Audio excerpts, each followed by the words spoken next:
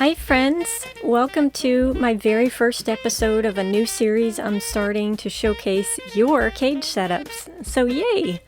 I decided to do this series because, first of all, there are so many talented hamsterscapers out there who have beautiful setups, so I thought it would be inspiring for all of us to see each other's ideas.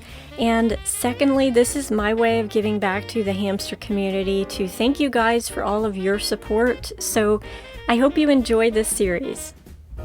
For this month, we are starting off with Christmas and holiday themed setups, and because it's such a busy time of year for everyone, and I just posted about this at the last minute, we only have 4 members participating in today's video and a total of 6 different cage submissions.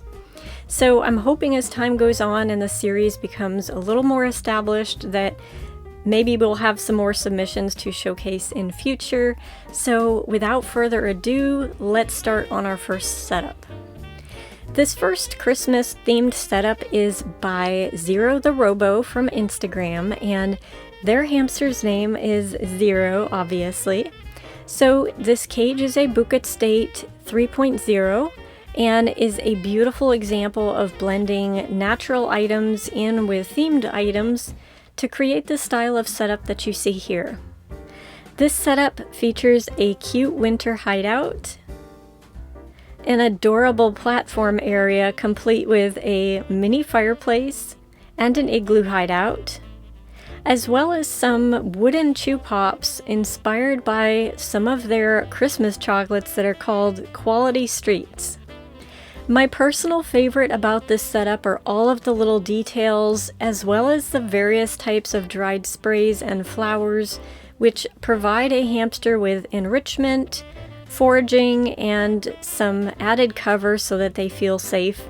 And of course I love the little hamster-sized fireplace because it's so cute. So you did a wonderful job creating this setup, Zero the Robo, and thank you so much for sharing it with us. Our second featured setup today comes from Tana Pets, who submitted 3 separate cage setups for this video. She also is using the Buket State 3.0 stackable cages, and I'll start with showing you the top one first. This setup belongs to Cinder, a black dwarf hamster with a little white tuxedo who is so cute. And you can see her eating some dried flax sprays here.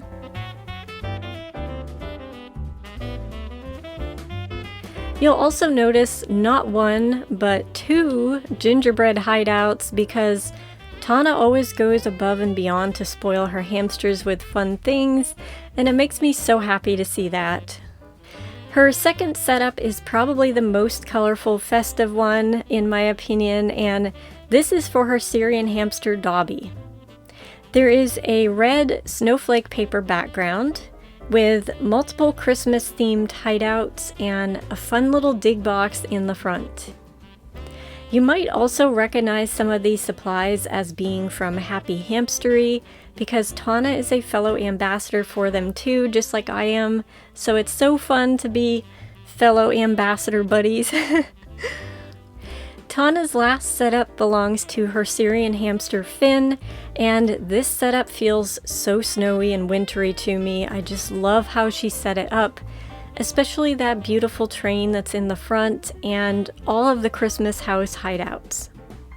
You've probably also noticed that she has gel cling decorations on each of the cages, and that really showcases her creativity and attention to detail, and I just love her setups. Okay, so our third hamsterscaper to feature today is Tiny Sar, and they are using the Night Angel Vista large cage for their dwarf hamster Yozik. This setup is another beautiful example of mixing natural items along with a couple of seasonal themed items to design a setup that works both during the holidays and it still looks good long after.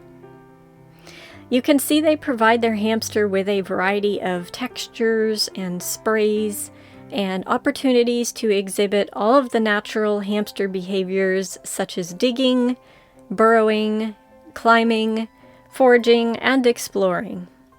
I especially love the little dried flowers that are sprinkled all around, which give a nice pop of color, as well as different smells for the hamster to experience.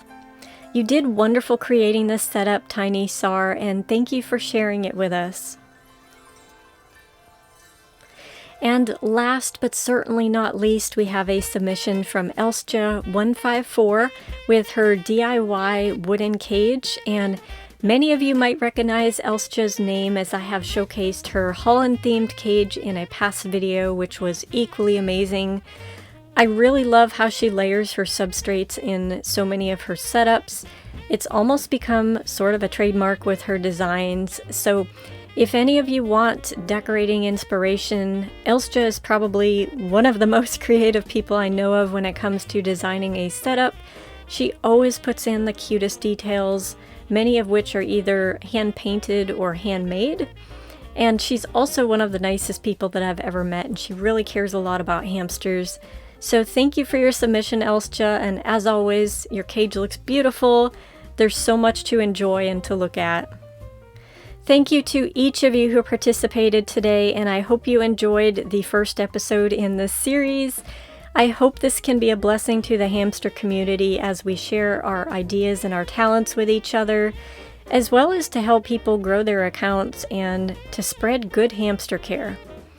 I really want to show how fun it can be to have a proper sized hamster cage because of all of the different things that you can fit into them, versus the tiny store-bought cages that really don't allow a hamster the ability to do any of their natural behaviors.